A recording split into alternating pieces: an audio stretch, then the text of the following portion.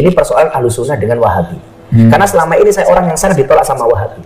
Dan saya melihat barisan Wahabi itu hari ini mendukung Mas Anies. Gitu. Kalau personalnya, dan saya sarankan, ini saran saja bagi semua calon, juga tim-tim suksesnya, ini tunjukkan saja kualitas masing-masing. Gak usah jatuhkan orang lain, karena mencari-cari kesalahan orang lain ini hanya akan menjatuhkan diri sendiri.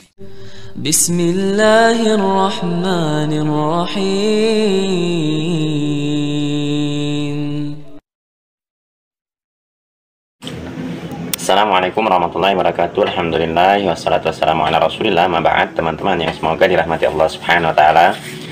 Dalam video kali ini teman-teman ya, saya akan menanggapi statement dari Gus Miftah, yang mana Gus Miftah ini lagi-lagi memfitnah orang-orang salafi yang dijuluki Wahabi. Katanya orang-orang salafi tersebut berdiri di barisannya Anies Baswedan dan Caimin. Dan fitnah dari Gus Miftah ini teman-temannya diperluas lagi, katanya orang-orang salafi ini memusuhi Gus Miftah. Subhanallah teman-teman ya, kapan-kapan itu orang-orang salafi berani memusuhi saudara sesama muslim.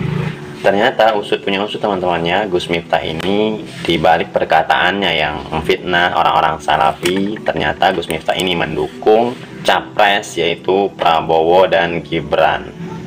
Kiai Haji Miftah Maulana Habibur Rahman atau kerap disapa Gus Miftah memastikan dukungannya terhadap bakal capres dan cawapres Prabowo Subianto dan Gibran Raka Buming Raka pada pemilu 2024. Pernyataan itu disampaikan Gus Miftah saat menghadiri pertemuan 1000 Kiai Kampung di Gedung Sahabat Alam Bumiayu Kabupaten Brebes, Jawa Tengah Minggu sore.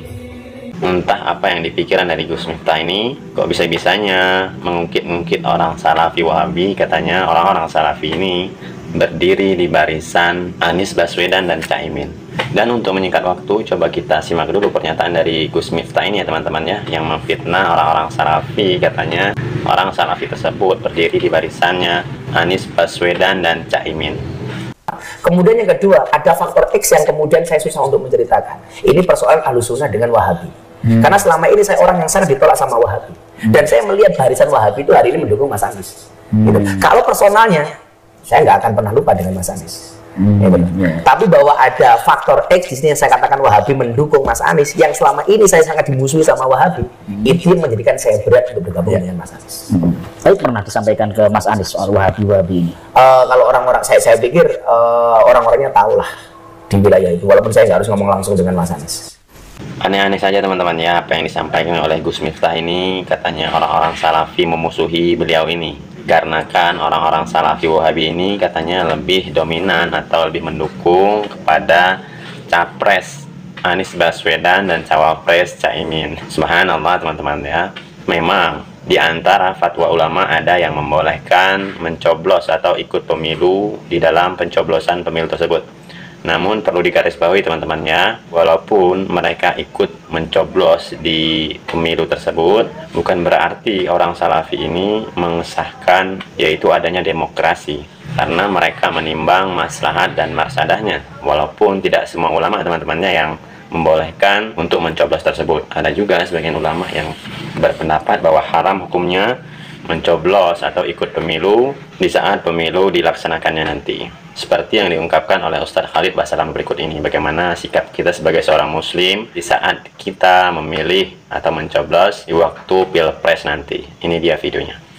Panas-panasnya pilpres, ya pilkada, hati-hati teman-teman sekalian. Antum mau milih silakan milih, pilih yang antum suka. Jangan ikut-ikutan gosipin orang, nggak usah. Dan saya sarankan, ini saran saja bagi semua calon, juga tim-tim suksesnya, ini tunjukkan saja kualitas masing-masing. Gak usah jatuhkan orang lain, karena mencari-cari kesalahan orang lain ini hanya akan menjatuhkan diri sendiri. Hanya akan menjatuhkan diri sendiri. Tunjukkan kualitas kita bagaimana, kemudian kita bertawakal kepada Allah subhanahu wa ta'ala. Nah, kita ini yang tidak termasuk dalam semua itu, jangan ikut-ikutan ya. Gak perlu. Hari hanya antum mau jomblos, silahkan coblos saja. Selesai. Habis itu pulang tidur ya. Atau kerja yang lain. Gak usah dari sekarang tulis macam-macam ya, perkataan ini, perkataan itu, ikutin jauhkan, sibuk mengikuti berita. Apalagi ibu-ibu ini ya. Nggak perlu.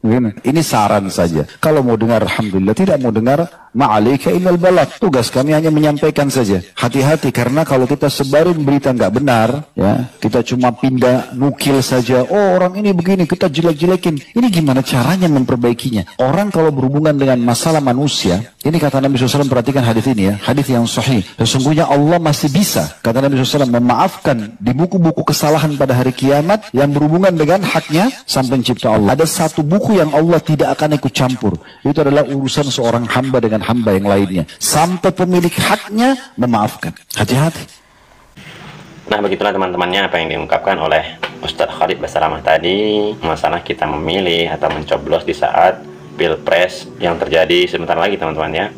Apa yang diungkapkan oleh Ustadz Khalid Basalamah tadi, nasihat untuk kita di saat memilih nanti agar tidak saling sikut sana sikut sini, mencurangi sana dan mencurangi sini. Jadi kita bebas teman-temannya mau memilih capres mana aja itu atas kehendak hati nurani kita masing-masing. Tidak ada paksaan sedikit pun teman-temannya. Jadi tuduhan dari Gus Miftah tadi tidak benar sama sekali teman-temannya. Yang mengatakan orang-orang Salafi katanya memusuhi Gus Miftah karena embel-embel politik. Jelas orang-orang Salafi sama sekali tidak ikut campur dengan politik. Apalagi sampai mendukung capres ini, capres itu. Itu hak prerogatif masing-masing temannya. Semoga bermanfaat. Wassalamualaikum